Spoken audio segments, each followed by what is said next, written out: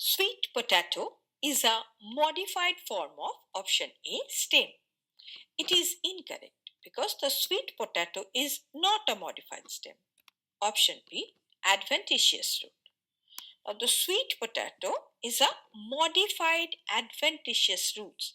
And adventitious roots are those that arise from parts of the plant other than the radicle, like the stem or leaf. So, in the case of sweet potato, the thickened roots serve as the storage organ. Hence, this is the correct option.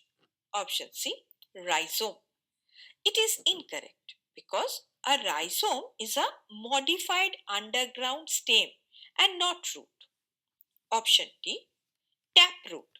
It is also incorrect because a taproot is a type of root system that is found in plants like carrots where the primary root grows, but sweet potato are not modified taproots. Rather, these are adventitious roots.